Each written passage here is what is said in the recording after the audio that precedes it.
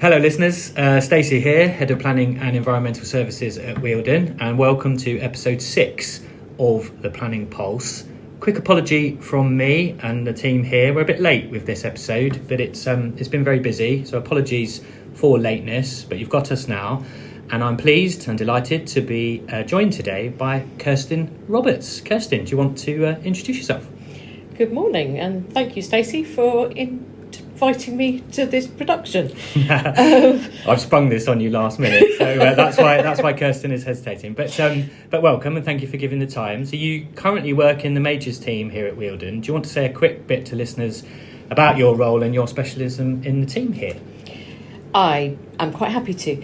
I started in Wealden 8 odd years ago as a technical team officer, so right at the very beginning of the planning process, moving into appeals, followed by becoming a junior planning officer, and then did a little secondment out to work on SIL and Section 106, which is where I kind of specialise.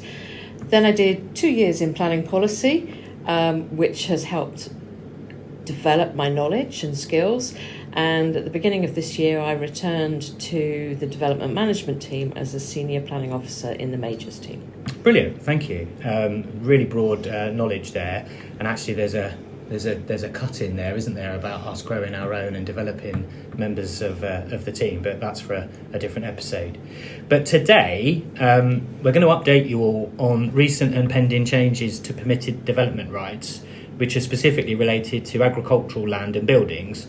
And I think it's important to run through these, as Wealden is, after all, a predominantly rural-based district, and these PD changes, as we're going to refer to them in the rest of this episode, PD permitted development, are going to have quite a major impact on the rural economy. So, Kirstin, what's this all about?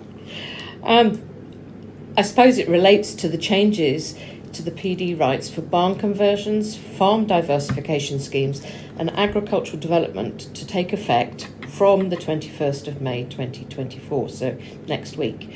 But the legislation is already here. On the 30th of April, the government made the Town and Country Planning General Permitted Development Order 2024 Act. The order, which takes effect on the 21st of May, makes a number of changes to the permitted development rights. And these relate to Class Q, which is the conversion of agricultural buildings to dwellings. Class R, changes of use of agricultural buildings to flexible commercial uses. And Part 6, agricultural PD rights more generally. Right, that's quite a mouthful, isn't it?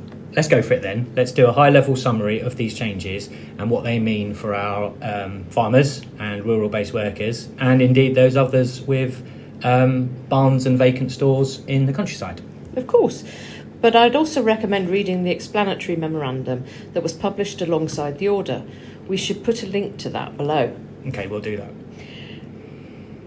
So we're going to talk about changes to the Class Q barn conversions. Okay. The order completely replaces the current Class Q of the GDPO. The revised version of Class Q permits the conversion of following to a dwelling house: a building that is in part an established agricultural unit and any land within the building's curtilage, or a former agricultural building that was, but is no longer, part of an established agricultural unit and any land within that building's curtilage, along with the extension of the building being converted and the building's operations reasonably necessary to convert the building to a residential use or to extend the building. The right is limited to allow a maximum of 10 dwellings to be delivered and or 1,000 square metres of floor space to change use. The previous rules relating to larger and smaller houses are also being replaced by a maximum permitted floor space of 150 square metres per dwelling. Gosh, so that's quite a change, isn't it? Now, I'm pretty sure that previously, or up until the 21st next week, current rules and the ones being superseded only allowed up to 3 homes, though they could be larger, and clearly this goes up to 10. Yeah, that's right. Clearly the government wants to allow more homes in rural areas. They have increased the numbers and also the ability to extend existing structures, though the ability to extend the building as part of the conversion process is restricted.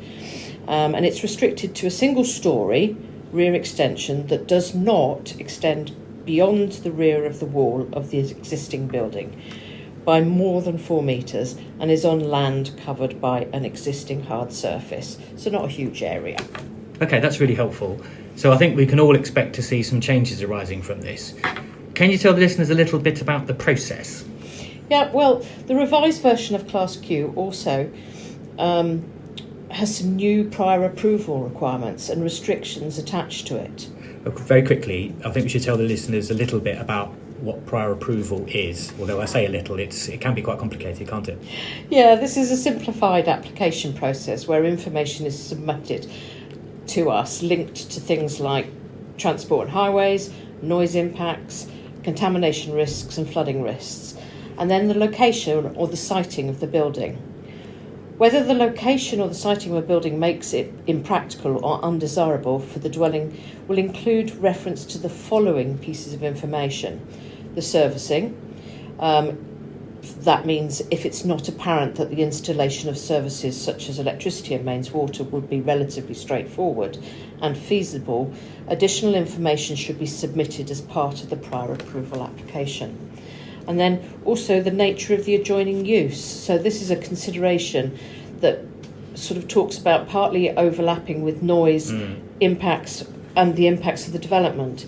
If a proposed dwelling would be surrounded by active agricultural commercial activities, the impact on the living conditions for future occupants may be considered undesirable due to the harmful or objectionable odours, noises or disturbances. I suppose that point is about creating kind of reasonable living conditions now and into the future. Absolutely.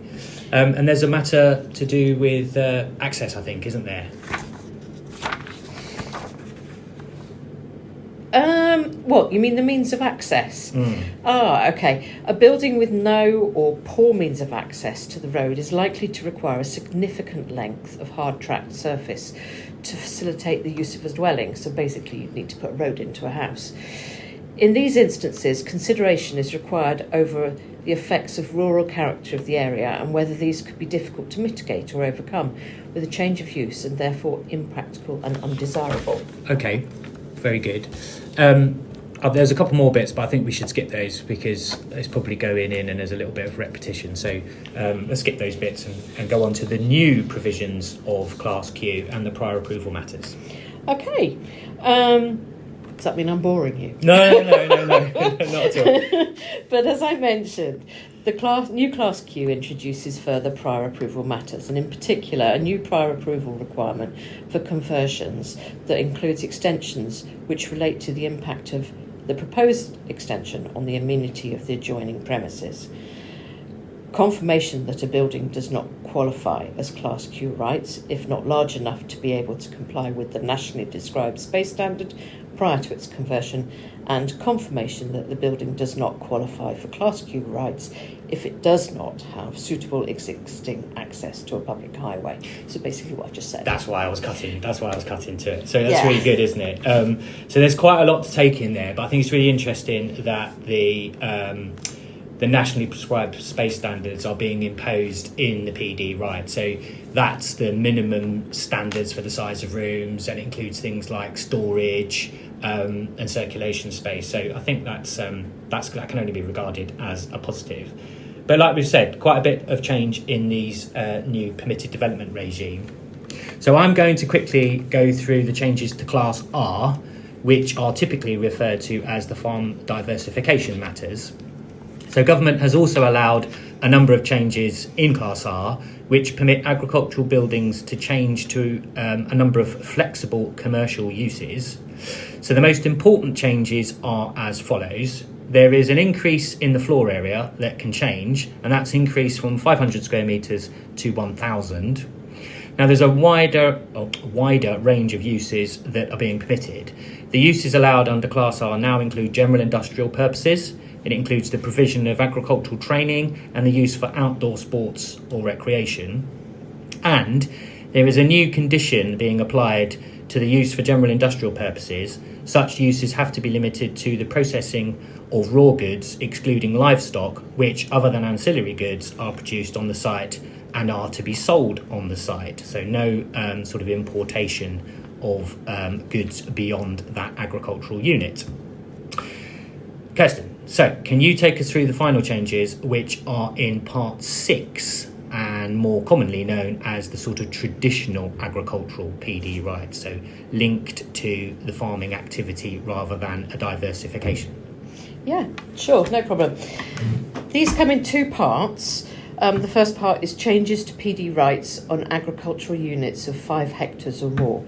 And this bit allows for the ground area, which may be covered by any building using these PD rights, if it's increased from 1,000 to 1,500 square metres.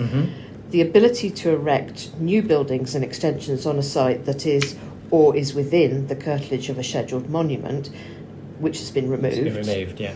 And that development that was permitted immediately before the 21st of May 2024, but is no longer permitted as a result of the changes, will continue to be permitted for a further 12 months. Then there are the changes to the PD rights on agricultural units of less than 5 hectares. The smaller farms. Yeah, which we've got quite a lot of those, yeah. Those include things like the limit on the maximum cubic content by which a building may be increased under these PD rights, and this has been raised from 20% to 25%. Okay. The limit on the ground area of any building extended under the PD rights has also been increased from 1,000 square metres to 1,250 square metres. And the ability to extend a building on a site that is or is within the curtilage of a scheduled monument has been removed. So, in addition, any development that was permitted immediately before the 21st of May 2024, but is no longer permitted as a result of the changes, will continue to be permitted, like before, for a further 12 months. So that's a sort of sunset clause, isn't it? So that people aren't caught out with an immediate kind of revocation or change in the legislation. So government's being quite fair there. Okay, thanks, Kirstin. That's a really helpful breakdown of matters, and I hope, listeners, that you find that helpful. As you can tell, it's quite clear that life has been made slightly easier for those looking to repurpose or expand and extend their agricultural buildings. We remind you that we offer a comprehensive pre-application advice service for those wanting to check things out, because, as you've heard, the criteria and the sort of qualifying conditions are quite complicated. But the pre-app service we offer includes the ability to apply for a formally binding certificate of lawfulness. That's where we issue a certificate which confirms that proposed works are permitted development, so that could be helpful. We're getting to the end now, so thanks very much, and thanks, Kirstin, again for your help today. Very much appreciated. Quick trail for episode 7 of The Pulse. Your host next time will be Sam Batchelor, who's going to be chatting to our ecologists, Ben Rainbow and Poppy Glendling, and that's about all things biodiversity net gain. That's a huge issue, and a quick warning, it's likely that Pulse will be a bit longer as the team set out exactly what's involved and how we're dealing with BNG here at Wealden. So thanks for listening, and catch you all soon. It's goodbye from me. And goodbye from me. Thanks very much.